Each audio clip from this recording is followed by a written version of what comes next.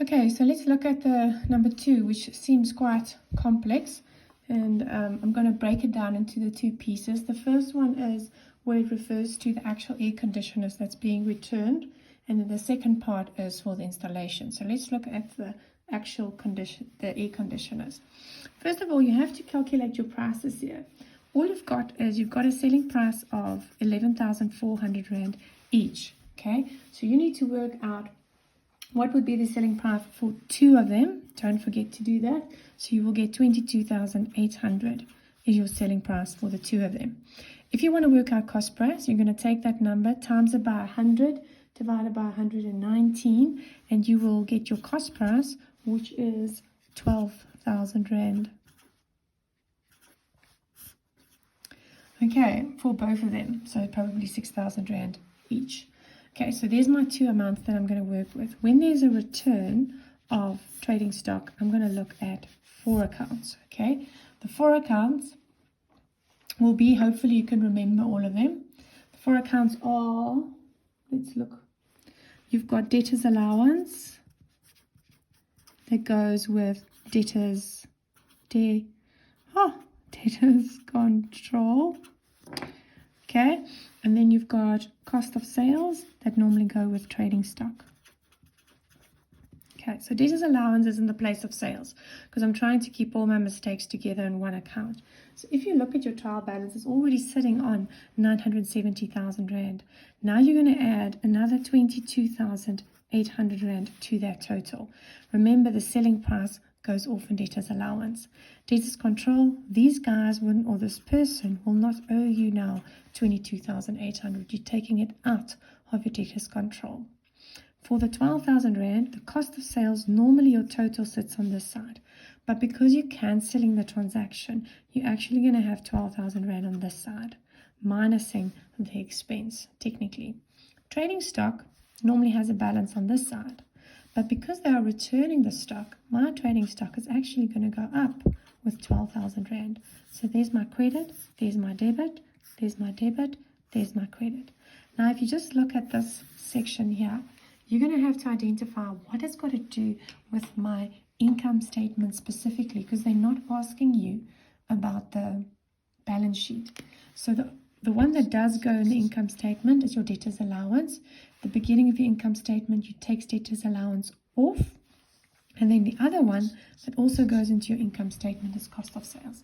Cost of sales you're going to have to decrease because you didn't sell those air conditioners in the end. Okay, so those are gone. That's it. The other 2 would have gone in the balance sheet, so you can ignore them. You're just going to focus on those 2 in the income statement. Then and it happens often like this in the IAB, that they only ask a part of the financial statements for you. They don't normally ask all of it. So let's look at the second part, the fee income that's being cancelled. Okay, the fee income that's being cancelled. I'm going to have fee income, which is normally a total on this side. And then I'm going to have debtors control because we know that we did buy all of this on account and its balance normally sits there. Now the person wants to get a return on his fee income. You're going to put and it's 4,400, 2,200 times 2. The fee income there. So you're technically going to decrease your fee income by 4,400. And your debtors control, you're also going to say to them, no, you don't owe me that money anymore. The same as what you did over there, you're going to do here. And there's your credit and there's your debit. Ask yourself now, income statement. What goes into the income statement? Debtors control's balance sheet is an asset. This will go in my income statement. So the 4,400 Rand, that will sit in my income statement going down for my fee income. And then just one last note, and this is something that you might have forgotten, but there's something that they mention right at the bottom of the page. I'm going to try and show you here, where it says these air conditioners were immediately returned to the suppliers. Okay, what does that mean? If you had to do the balance sheet as well, then you would have had to do this adjustment. Trading stock and creditors control, because they're saying you've returned those 2 air conditioners. So trading stock, and I'm looking at my cost price amount because in trading stock I work only with cost price. Your balance normally sits here. What's happened is you've sent that 12,000 Rand that you added there, you've now sent them back. So technically your balance of your trading stock will be the same.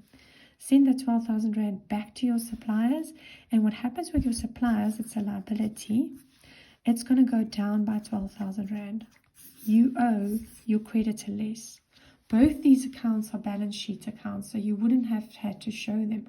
But I'm just making you aware that if somebody returns something and at the same time, return is the green up here, and at the same time, you're going to send it back to your supplier, there will be 6 entries, 2, 4, 6 entries, because something came back to you and you sent it back to your suppliers. Just a side note on that one. That's it.